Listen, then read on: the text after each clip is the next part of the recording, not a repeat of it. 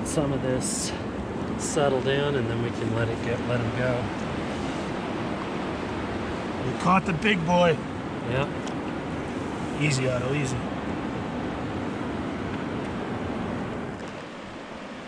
Well, hey guys, it's Tim with Combat Fly Fishing. So this is going to be the first video of 2022 that I do, and I'm going to try to make a little bit of an adjustment to how I typically do my videos, because I do get a lot of questions and emails about nymphing in particular and fishing tailwaters and things like that, because I do a lot of my videos on fishing these tailwaters and whatnot. So I thought, well, maybe I'll just change directions, and instead of it just being videos of me and my buddies going fishing, there'll be a little bit more instructional content in there. Now, I just want a full disclosure. I'm not a professional fly fisherman, as many of you could probably tell by some of my videos, but I am passionate about it and I do it a lot. I'm not a guide. I don't work for any companies. I'm not sponsored by anyone. I just do combat fly fishing because I enjoy it. I enjoy documenting our trips. I have a good time doing it, and it also the relationships that I'm building in the fly fishing world with other people that enjoy the content that I put out. So in doing that, this fly fishing video is going to be about fishing tailwaters. Okay, so like I said earlier, we're going to talk a little bit about fishing tailwaters. I think an important thing is to note the difference between what a freestone river is and a tailwater is. So I typically break my flowing waters into three categories. You have your spring creeks, you have your freestone creeks and freestone rivers, and then you have your tailwaters. So a spring creek is exactly that. It's water that's geysing up out of the ground that is pretty consistently coming out throughout the year, and that's the main water source. Is it's actually coming from the earth, from the water table, and then bubbling up through the surface. Then you have your freestone creeks and freestone rivers, and the way I define those is that the majority of that water comes from surface water, so whether it's rain or it's snow melt. So a lot of times when you see us going into the high country and we are fishing for, you know, we're on our hikes up there, you'll see these streams. Well, those are the headwaters to bigger bodies of water that flow off of the Continental Divide and end up in these waterways. So that's what a freestone river is. So today we're dealing with tailwaters, and tailwaters are essentially where a man-made structure, a dam, has been put into place, and we are fishing the water that is being regulated and coming out of that dam into a stream, and that's what a tailwater is. Okay, I've just turned off the camera, and immediately Chris's comment was, "I'm happy that there wasn't any heavy breathing." Unbelievable. This guy, I bring him all the way out here, and that's what I get. Well, as you can obviously see, I'm fishing on a winter day. I'm not sure if I mentioned this earlier in the video, but I'm fishing with Kris. So the nice thing about tailwaters is, if you notice, you know, we've had some sub-zero temperatures going on in Colorado lately, but you can tell this has not been freezing up at all. The reason for that is that most reservoirs in Colorado, they release the water from the bottom of the dam into the actual river system. So because of this, the water temperatures are really consistent, because the top layer of the reservoir acts as insulation for the deeper part of the reservoir, and so all that water that's coming from the reservoir is coming from the bottom, so that water is pretty consistent throughout the year, which is why tailwaters, there during the summertime, the water is still pretty crisp and cold, because it's actually coming from that insulated area of the reservoir.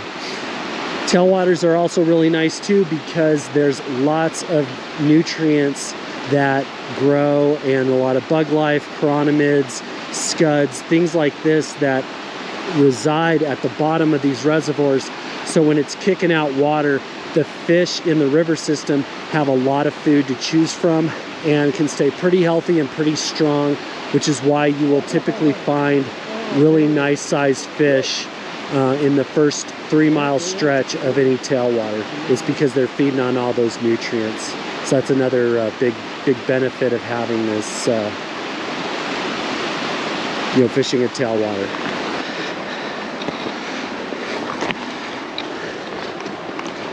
So I spotted a good run across the river. It looks like the best drift is going to be from over here. So I'm just trying to make my way over there. There hasn't been any foot traffic in here in a while. I'm stepping on virgin snow.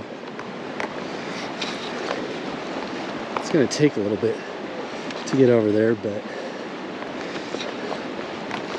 might be productive, might not. We'll see.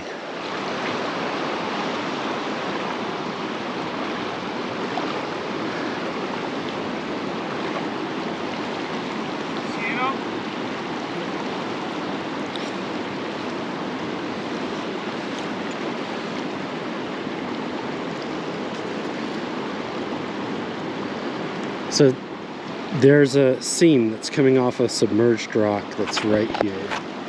And in that seam are quite a few trout.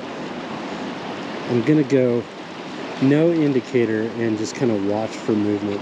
You might not be able to see it on the video, but I can see them pretty well. But I'm also wearing polarized glasses. I'm gonna take this little bad boy off. This is one of those new indicators that are out there. Osos, I think they're called. I don't know for sure, but it's pretty slick, I'm not gonna lie. It works pretty darn well.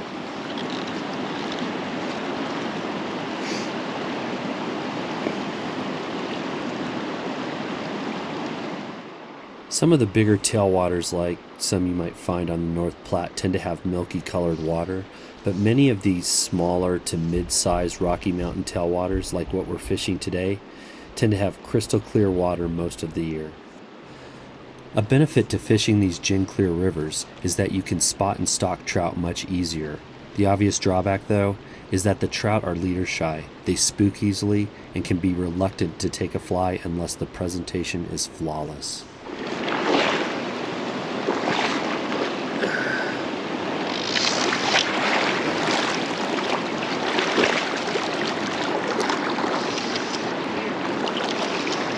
Nice. Nice rainbow.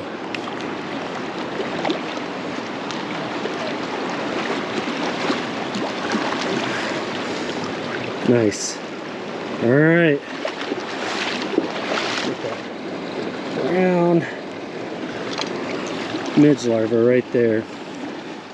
Midges are a staple in the diet of tailwater trout. They are small tailless insects that reside in the water system year-round. Flies that imitate midges are my go-to pattern for the wintertime. The larva, pupa, and emerger stages of a midge aren't hard to tie and usually consist of nothing more than thread, wire, and a little bit of dubbing. Towards the end of this video, I'll show you how to tie a quick, simple midge larva pattern that produces well for me during the cold winter months. I typically use what's called a suspension nymphing rig, which consists of suspending nymphs below a strike indicator. I use this setup on technical waters because I'm fishing small, unweighted nymphs with a 8.5 to 9 foot fly rod. There it is. Nice. Nice. Oh, you kind of missed it. Yeah, this is a good fish. Whew, look at that. We're going to find out. See how tiny these flies, these little midges that they'll end up taking can be. That's a real nice fish. I'm gonna go. Yeah, that color was awesome. Yeah, he was cool.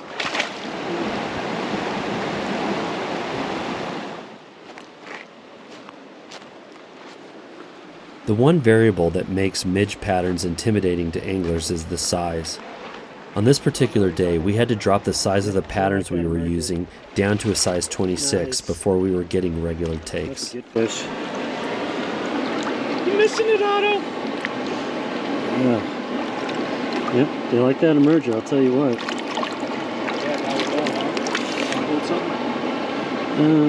No, you're good. Get it. There you go. Oh, get it. Get it. Nice. You missed it. As the weather began to warm, we started seeing adult midges in the air.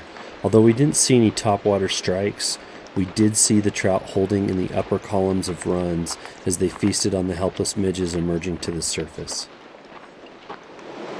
Oh, they're all hitting emergers. See how they're kind of coming up just beneath the surface and they're eating? It's all emergers. In this run, the water is so deep that I'm just watching the end of my fly line where it meets the leader and looking for any kind of pauses or jerks. I'm simply just using the floating end of my fly line as a strike indicator. So there's a pod of fish in here and they're sitting in this deep pocket. I've got like bowling balls on for weights trying to get to them. And I'm trying to figure out where the drift is. I think it's right up against that rock. And if then I let it set, it'll kind of come in and then it'll drop down deep. That's got to be like, I don't know, it's got to be 10 feet deep in there. It's crazy deep. This would be one of those times that a check nymph rig would be super handy. Because when you're using a Euro nymph or a check nymph rig, you're typically using a super lightweight rod and it's pretty long, you know, like a 10 foot 2-weight rod would be something that you would use. And you're actually, and the flies themselves are weighted. And so what ends up happening is you're keeping that tight line and you're doing a lot of stuff by feel and then also by watching the line. And I have a tapered fly leader on here right now, so it's not sinking as quickly as I'd like. But I might be able to pull it off if I can just get that right drift. But yeah, this is, oh nice. Oh, Chris thought he had one, but it was the bottom, but he's got kind of the same scenario. I pulled a couple out of here so far, but yeah, if I would ever say that a Euro nymph rig would probably be winning the day today. There we go. There we go. Got him.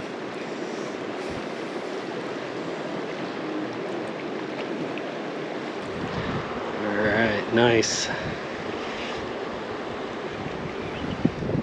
It's a good sized fish too.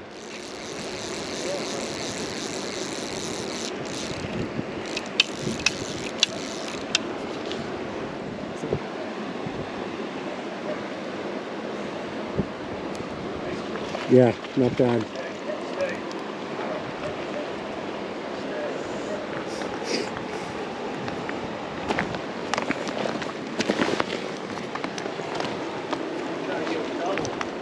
There you go.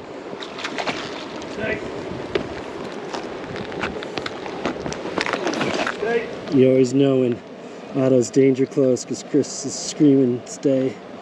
He's right. He's right. There we go. Nice. All right. Not bad. That's a heavy one.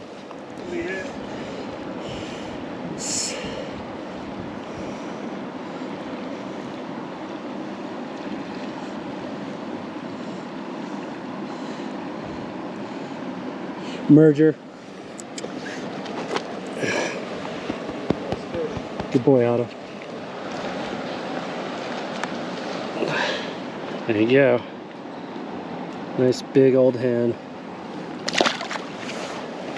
All right, another one. He's on the emerger again. Yep. Black foam back emerger.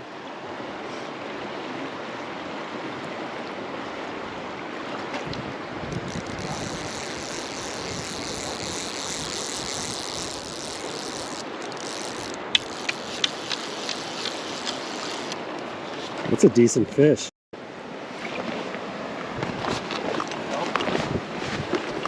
Yeah, I'm gonna walk him around here.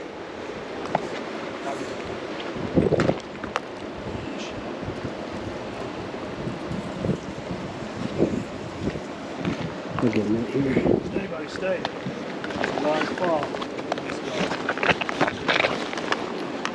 Get him? Yeah, I got him. Yeah, look at that color. Yeah, nice. And again, it's that emerger. They're digging that thing.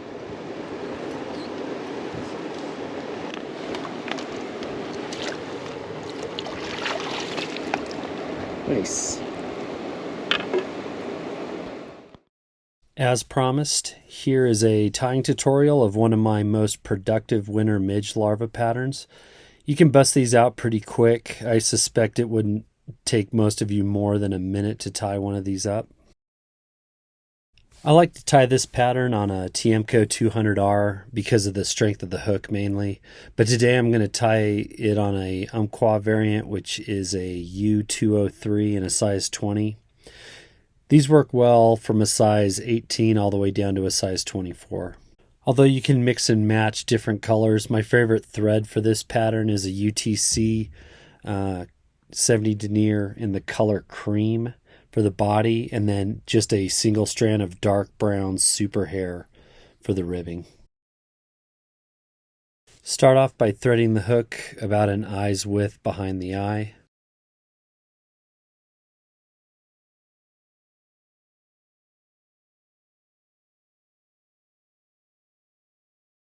Attach a single strand of dark brown super hair along the near side of the hook. Lightly pull the super hair at a 45-degree angle and tie back towards the bend of the hook.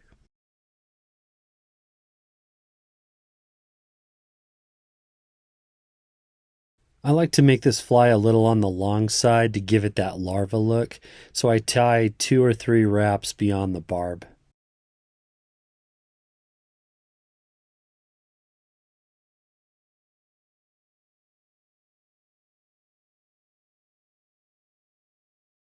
This 70 denier thread lays nice and flat.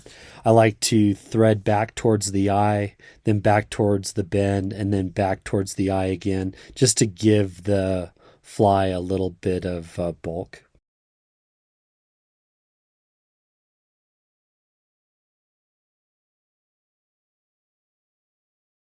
Stop at about an eye's width from the back of the eye. And I always like to put a little whip finish in place so I can get the bobbin out of my way while I rib the body. Now take that super hair and make some nice ribs towards the eye of the hook and secure it with a few thread wraps.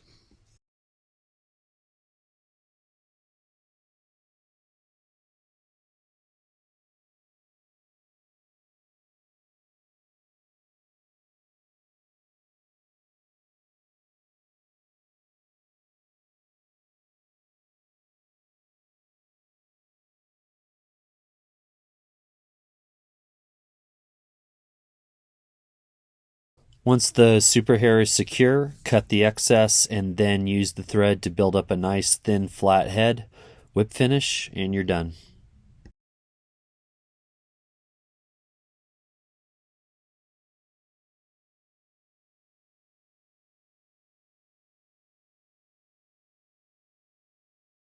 Thanks for watching, everybody. I hope you enjoyed this video. Let me know in the comments what you thought and if you'd like to see a few more videos like this one from time to time. If you haven't already, please subscribe to my channel. Thanks, I appreciate you watching.